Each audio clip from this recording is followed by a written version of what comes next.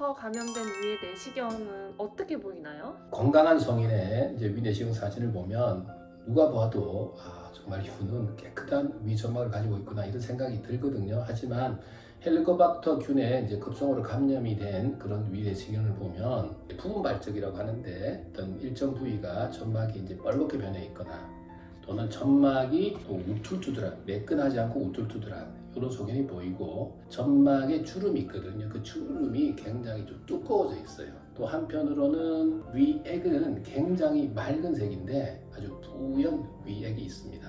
그런 점막이 또 끈적끈적하고 뿌옇게 돼 있으면은 이분이 감염이 돼 있지 않나 이렇게 보고요. 또 광범위한 또 발적이 있는 경우 또 이런 경우에도 의심을 해봐야 되는 소견입니다.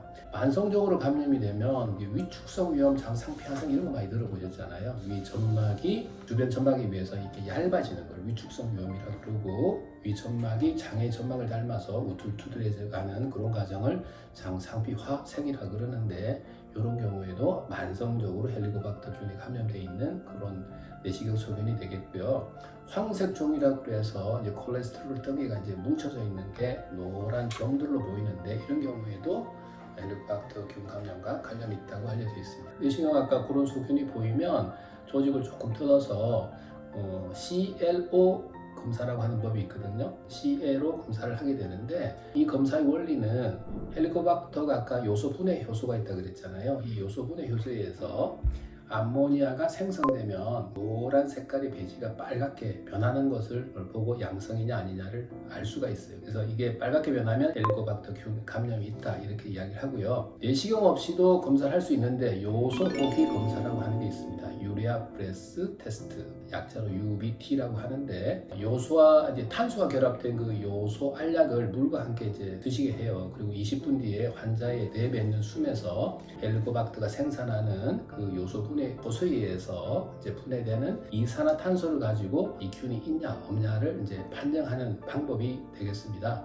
혈액 검사를 통해서도 헬리코박터 균이 있느냐 없느냐를 알 수도 있는데 이 항체 검사는 예전에 감염되어 있는 건지 현재 감염되어 있는 건지는 알 수는 없어요. 그래서 임상에서 현재 많이 하는 방법은 아까 말씀드린 CLO 검사하고 UBT 요소호기 검사를 가장 많이 시행하고 있습니다. 그러면 어떤 사람에게 치료하나요? 헬리코박터 균이 전면은 다 치료하는데 이제 이 치료가 의료보험이 되냐 안 되냐가 중요해요. 우리나라 분들은 한 50%가 이 헬리코박터 균이 감염돼 있거든요. 굉장히 많아요. 그래서 모든 사람을 항생제 치료를 하는 것을 의료보험으로 규정하에 놓고 있지는 않고요. 의료보험 즉 100분의 30 예를 들어서 100원이면 30원만 내게 되는 게 이게 의료보험 적용을 받는 건데 이런 경우는 위궤양 12제 궤양이 있는 분 또 조기 위암 점막 절제술을 하셨던 분, 말트 임파종 이 세 가지만 보험으로 인정을 하고 있습니다. 위궤양, 12제 궤양, 조기 위암 점막 절제술 후 말트 임파종 외에 나머지 경우는 인정은 하되 전액 본인 부담으로 100분의 100으로 드셔야 되는 그런 제한점은 있습니다. 헬리코박터균의 치료는 어떻게 하나요? 헬리코박터 치료의 원칙은 헬리코박터 균이 증명이 되면 클라리스로마이신이라고 하는 항생제의 내성이 특히 우리나라 많거든요. 많게는 한 30% 보고되고 있기 때문에 그냥 무턱대고 항생제 치료를 하지는 않고 균이 증명이 되면 클라리스로마이신 내성 검사를 아까 CLO라고 하는 검사 키트에서 추가로 검사 처방을 냅니다. 그래서 헬리코박터 균이 항생제 내성이 있냐 없냐에 따라서 치료법이 많이 틀려지고요. 강력한 위산분비 억제제하고 항생제를 병합해서 치료합니다. 위산분비 억제제를 쓰는 이유는 위산을 감소시켜주면 위 내의 pH가 올라가면 헬리코박터가 좀 더 살 수 있는 환경이 되니까 활발히 정식을 하거든요. 이때 항생제가 딱 공격할 수 있는 좋은 시점이기 때문에 그런 걸 노리는 것도 있고요. pH가 조금 올라가면 항생제가 위 내에서 좀 더 잘 흡수될 수 있다고 해요. 그래서 이 두 가지 때문에 제산제를 씁니다. 이론적으로는 위산분비 억제제는 공복에 드시는 게 좋고 항생제는 식후에 드시는 것이 좋은데 공복에 드시나 식후에 드시나 제균율이 크게 차이가 없기 때문에 더욱 중요한 거는 정해진 시간에 정해진 기간만큼 딱 쓰는 것입니다. 예를 들어서 2주 처방을 했는데 3주에 걸쳐 드시다가 중단했거나 이런 경우는 잘 죽지 않고요. 공복이든 식후든 관계없이 처방된 기간, 정해진 시간 꼭 반드시 지켜서 드시는 것이 매우 중요합니다. 항생제에 내성이 있는 경우는 어떻게 해요?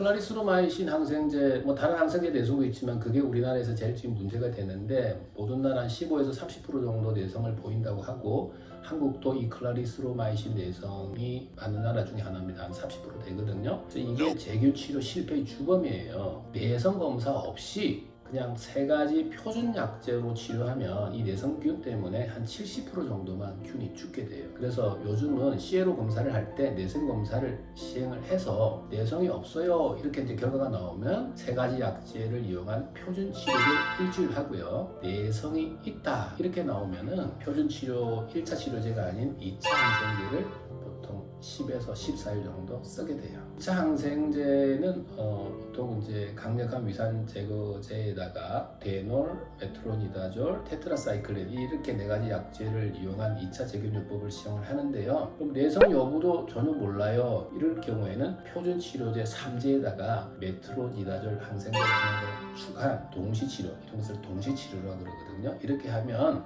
한 10일 정도 하면 90% 정도에서 제균율을 보이는 것으로 알려져 있어요. 치료를 받고 집에 귀가를 했는데 이게 치료가 잘 되었는지 아닌지 어떻게 평가해요? 균이 잘 죽었는지를 평가는 일주일, 2주 뒤에 오셔서 하는 게 아니라 약을 드시고 나서부터 한 4 내지 6주, 보통 저희는 6주 뒤에 합니다만 6주 뒤에 요소 호기 검사, 아까 후 분원 검사 말씀드렸죠. 요소 호기 검사로 이제 균이 죽었는지를 보는데 만약에 균이 잘 죽었다면 아까 요소 호기 검사에서 음성 이렇게 나오고요. 균이 잘 안 죽었다면 불행히도 또 양성 이렇게 나와요. 이런 경우에는 항생제 치료를 또 한 번 더 할 수가 있어요. 근데 주의할 점은 그 UBT라고 하는 그 요소 호기 검사를 하기 2주 전에는 강력한 제산제는 반드시 끊어야 돼요. 왜냐하면 이 제산제가 유레이즈 요소분해 효소를 억제해서 위음성으로 나올 수 있어요. 위음성이란 말은 아직 균이 있는데 그냥 음성 다 죽었다 이렇게 나올 수 있기 때문에 제산제는 반드시 2주는 끊고 요소 호기 검사, 후 분원 검사를 해봐야 정확한 결과를 알 수가 있어요.